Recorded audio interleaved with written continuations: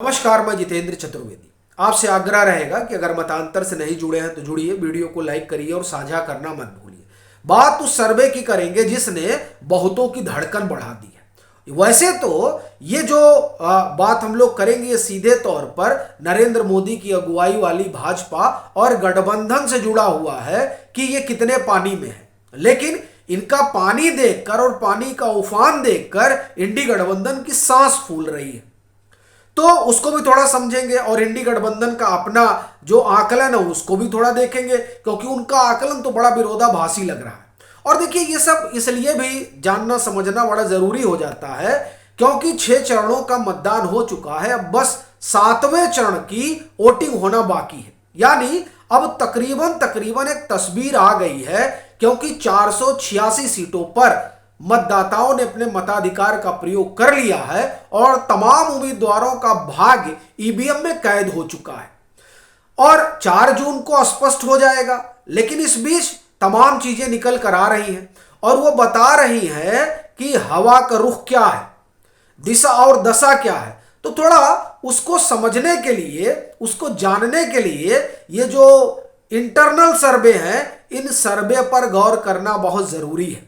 लेकिन हम बात पहले करेंगे इंडी गठबंधन की और फिर आएंगे उस सर्वे पर जिसने धड़कन बढ़ा दी है इकोसिस्टम के उन तमाम लोगों की, इकोसिस्टम के रहनुमाओं की, और वो लोग जो एक आकलन तो पेश कर रहे हैं लेकिन उनकी सांस थमी हुई है कि अगर कहीं ये इंटरनल सर्वे सही हो गया तो वो सेफोलॉजिस्ट के तौर पर कैसे अपना मुंह दिखाएंगे।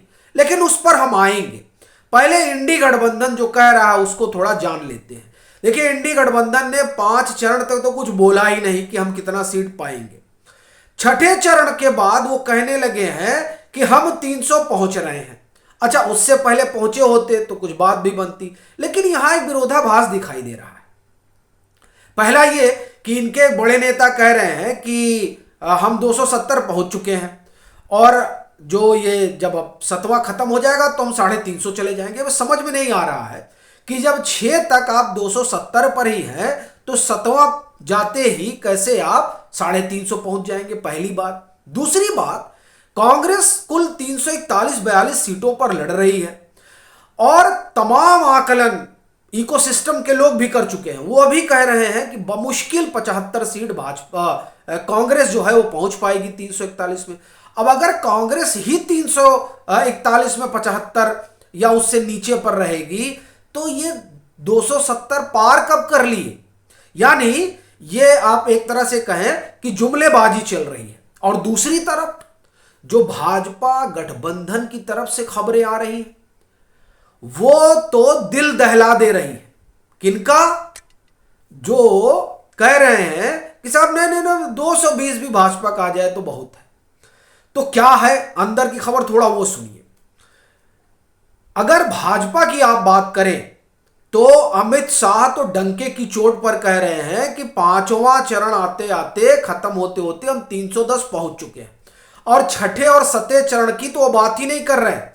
वो तो अपील ये कर रहे हैं कि अब हम 310 आ गए हैं और ये 6ठा और 7वां चरण में आप भाजपा गठबंधन के पक्ष में जोर लगाकर हमको 400 पार कर दीजिए, ये वो कह रहे हैं। लेकिन ये जो आरएसएस का मुखपत्र ये जो तस्वीर उकेर रहा है वो तस्वीर एक अलग कहानी लिख रही है और वो तस्वीर जो है उसको हम चरण वाइज आपको बताएंगे। लेकिन पहले थोड़ा दक्षिण का बात कर लेते हैं।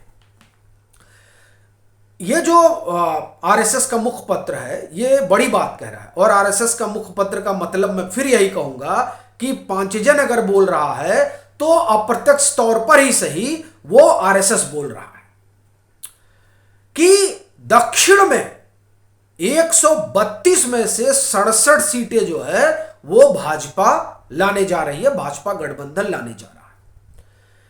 कर्नाटक में कहा गया था कि कुंडी लगा दी गई है, लेकिन भाजपा ने सारे कुंडी दरवाजे तोड़ दिए। वो तेलंगाना में भी सीट ला रहे हैं, वो आंध्र प्रदेश में भी सीट ला रहे हैं, वो कर्नाटक में भी सीट ला रहे हैं और 18-19 सीट ला रहे हैं। वो तमिलनाडु में भी सीट ला रहे हैं वो केरल में भी ला रहे हैं, वो पुडुचेरी में भी ला रहे हैं और वो अंडमान निकोबार में भी ला रहे हैं। तो ये पूरा जो खाका बन रहा है इन 5-6 स्टेट का, जो भारत का दक्षिणी हिस्सा है, यहां से ये बड़ी सीटें लेकर निकल रहे हैं, ऐसा मानना है।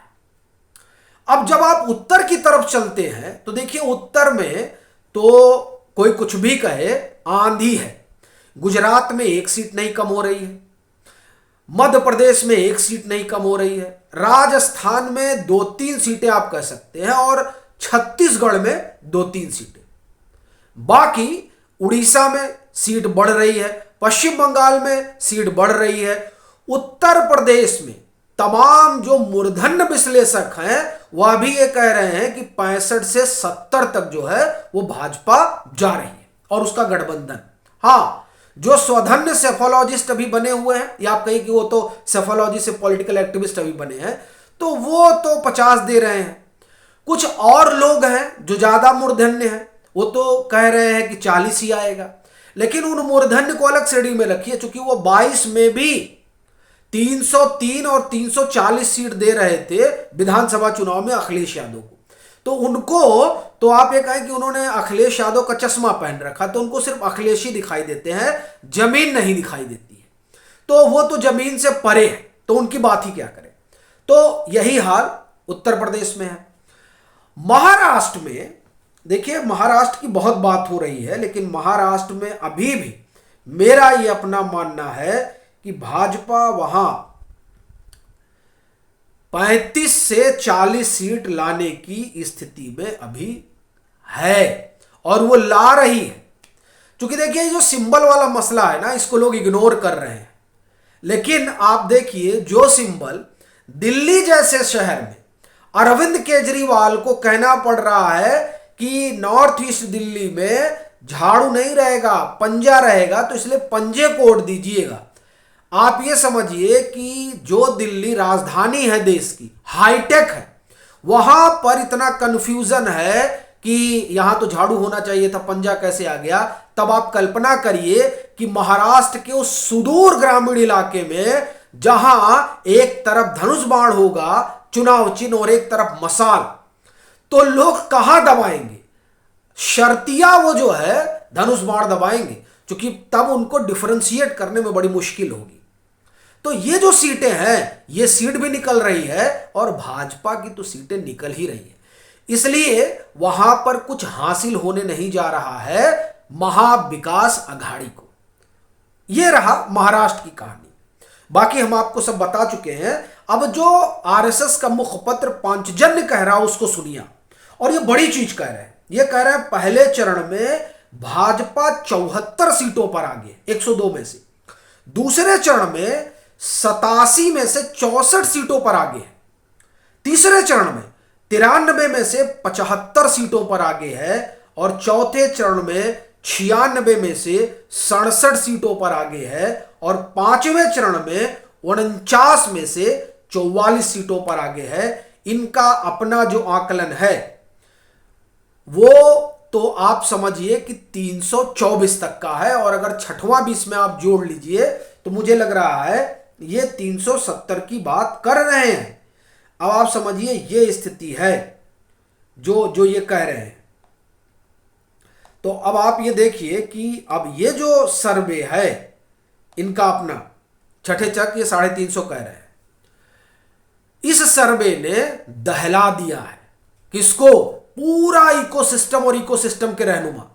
उनको सूझ ही नहीं रहा है। क्यों नहीं सूझ रहा है? क्योंकि वो तो अलग दिशा में जा रहे हैं। आप ये समझिए कि अब इकोसिस्टम के कई एक लोग हैं और कई एक बड़े पत्रकार ये अब दबी जुबान में सही लेकिन कह रहे हैं कि भाजपा अकेले दम पे बहुमत ला रही है। अब आप सोचिए कि वो जो कांग्रेसी गाना ही गाया करते थे, अब अगर वो छठवां चरण खत्म होते होते ऐसा कह रहे हैं कि भाजपा 275 ला रही है, तो ये मानकर चलिए कि ये जो भाजपा का कुनबा है गठबंधन समेत, ये वाकई में प्रचंड बहुमत की तरफ है।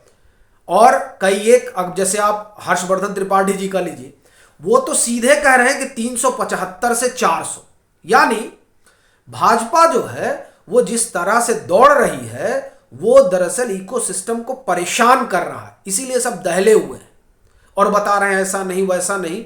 लेकिन पटकथा लिखी जा चुकी है और भाजपा इतिहास रच रही है।